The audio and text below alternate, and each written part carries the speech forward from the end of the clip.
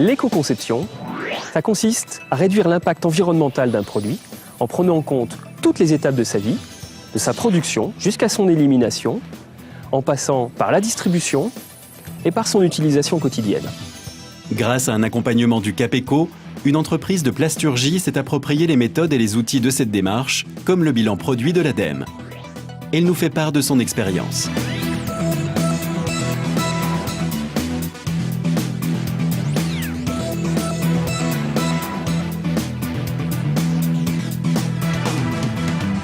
Mon associé, donc Catherine Blanc et moi-même, nous avons décidé depuis, j'irai bientôt 4 ans, 5 ans maintenant, de nous engager dans une démarche éco-conception, en sachant que nous avions déjà démarré dans une démarche environnementale pour pouvoir nous présenter à la certification ISO 14001. Chez Nextis, tout se transforme, mais rien ne se perd. Pour vous donner quelques exemples, aujourd'hui, les matières premières issues du démarrage de nos lignes de fabrication sont entièrement recyclées.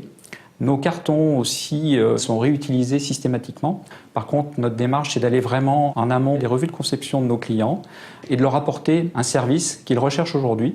Pour cela, donc, Benoît Lafin, notre ingénieur des hauts polymères, faisant partie de notre équipe de développement, a intégré une formation animée par Alizé Plasturgie qui nous a permis, d'acquérir les éléments de calcul pour pouvoir, accompagner nos clients, mais sur des données plutôt scientifiques et techniques. Pour accompagner nos clients dans la démarche environnementale, nous utilisons 3 outils. Le premier qui concerne une checklist de développement, le deuxième outil qui est le bilan produit logiciel de l'ADEME et le troisième qui concerne le calcul du bilan carbone.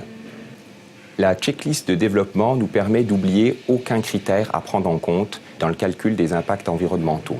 Dès le développement jusqu'à la fin de vie du produit, en passant par l'outillage, la matière première, la production, l'emballage et le transport. Le bilan produit 2008 de l'ADEME permet d'estimer les différents impacts environnementaux. 8 impacts sont pris en compte. La consommation en énergie non renouvelable, la consommation en ressources rares, l'effet de serre, l'acidification, l'eutrophisation, l'écotoxicité aquatique, la toxicité humaine